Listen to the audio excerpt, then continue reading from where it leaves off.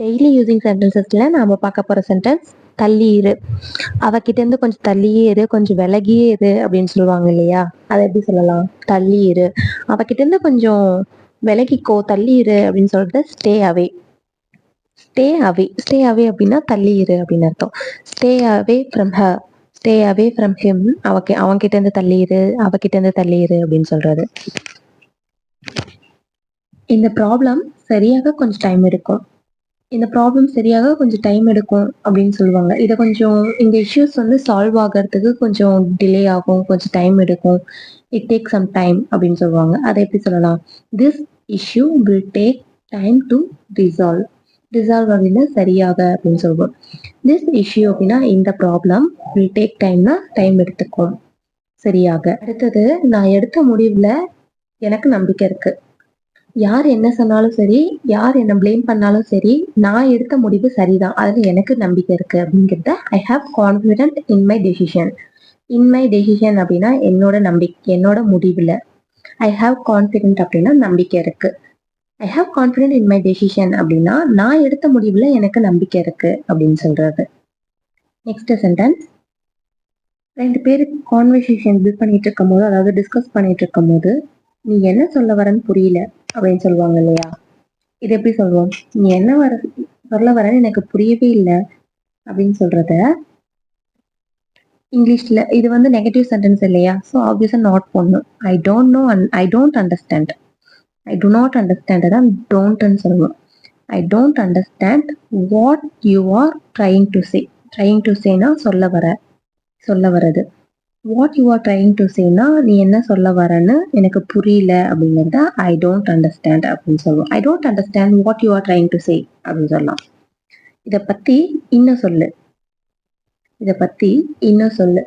அந்த கம்பெனி பத்தி இல்லை வந்து அந்த ஜாபோட டீட்டெயில்ஸ் பத்தி இன்னும் சொல்லு அப்படின்னு கேட்பாங்க இல்லையா? இந்த இந்த டீட்டெயில்ஸ் மட்டும் எனக்கு பத்தாது, இன்னும் கொஞ்சம் டீட்டெயில்ஸ் வேணும் அப்படின்னு சொல்றத can you tell me more about this. Can you tell me more about this. More about திஸ்னா இதை பத்தி.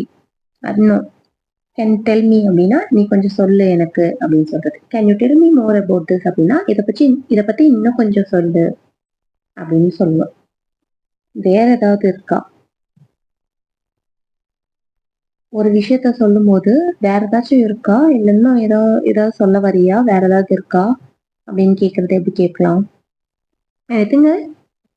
எனிதிங் எல்ஸ் அப்படின்னா வேற ஏதாச்சும் இருக்கா அப்படின்னு கேட்கறது தான் எனிதிங் எல்ஸ் அப்படின்னு சொல்லுவோம்.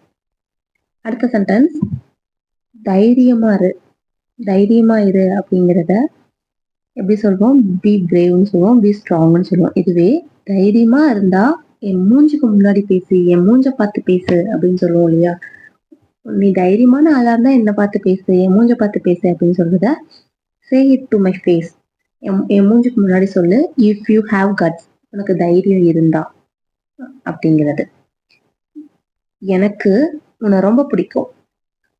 இது வந்து கொஞ்சம் ட்ரிக்கியான சென்டென்ஸ். அதாவது ஐ லைக் யூ அப்படின்னு சொல்லுவோம், I like you very much சொல்லுவோம். ஆனா இது ஒரு இடியம் ஆர் ஃப்ரேசல் வெர்ப் அப்படி கூட சொல்லலாம். I am into you. I am into you அப்படின்னா எனக்கு உன்னை ரொம்ப பிடிக்கும் அப்படின்னு சொல்றது. நம்ம சேனல்ல இந்த மாதிரி டே டு டே லைஃப்ல பேசுற முக்கியமான சென்டென்சஸ் தான் இங்கிலீஷ்ல சொல்லிட்டு இருக்கோம். மறக்காம போய் பிளேலிஸ்ட்ல செக் பண்ணி பாருங்க. அண்ட் என்னோட வே ஆஃப் டீச்சிங்லேருந்து பிடிச்சிருக்கா அப்படிங்கிறதையும் சொல்லுங்க. உங்களுக்கு இன்னும் எந்த மாதிரி இங்கிலீஷ் சென்டென்சஸ் வேணுங்கிறதையும் சொல்லுங்க. மறக்காம உங்க சப்போர்ட்டை சேனலுக்கு கொடுங்க. அப்போதான் சேனல் க்ரோ ஆகும். எனக்கு இன்னும் வீடியோஸ் கூட கொஞ்சம் மோட்டிவேஷனலா இருக்கும். Tata bye. Stay tune for next video.